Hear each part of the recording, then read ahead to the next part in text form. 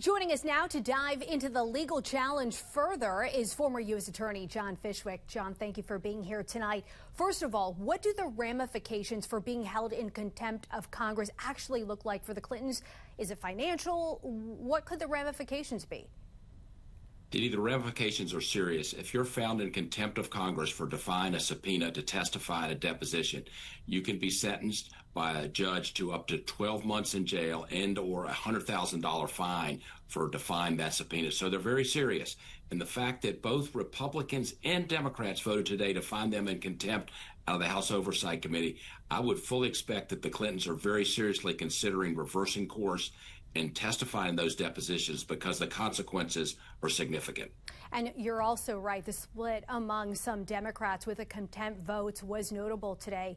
The Clintons do claim that the subpoenas are invalid and legally unenforceable. That's what they're saying. But there have also been some legal experts who say they do not have a case. What is the legal standard for depositions and for it to be transcribed, as that came up today as well? Yeah, I think it's going to be hard for the Clintons to negotiate ground rules that give them some sort of favoritism. It's going to need to be transcribed and be under oath.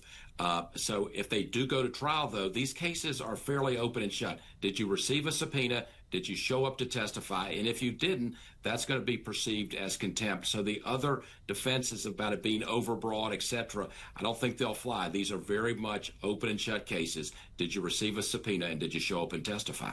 Separately, John, several conservative Supreme Court justices now appear skeptical of President Trump's attempt to fire Federal Reserve Governor Lisa Cook. As we listen to the justices' comments today, take a listen to this. Your position that there's no judicial review, no process required, no remedy available, a very low bar for cause that the president alone determines, I mean, that would weaken, if not shatter, the independence of the Federal Reserve that we just discussed. What are some of the implications here? You just heard Justice Kavanaugh's comments. If they do side with her for the extent of presidential power, what does this mean for President Trump? Yeah, so Didi, Justice Kavanaugh has been a leader in this area. The Supreme Court has given President Trump wide latitude to replace folks at the FTC and also at the NLRB, saying basically he can let those people go or fire them for any reason.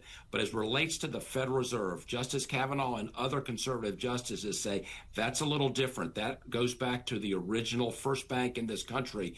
You've got to have a good reason to let that person go, and there's got to be some sort of process. It doesn't mean that Lisa Cook has lifetime guarantee for a job, but it means that because it's the Federal Reserve and it involves money and monetary policy, the Supreme Court is saying there's got to be a little more process if you're going to fire her. You can fire a lot of other folks in executive agencies, but as it relates to the Federal Reserve, Justice Kavanaugh and the other justices are saying you got to go a little more slowly. There's got to be a real process. Former U.S. Attorney John Fishwick, two cases that we are watching. We will check in with you soon. Thank you. Thank you.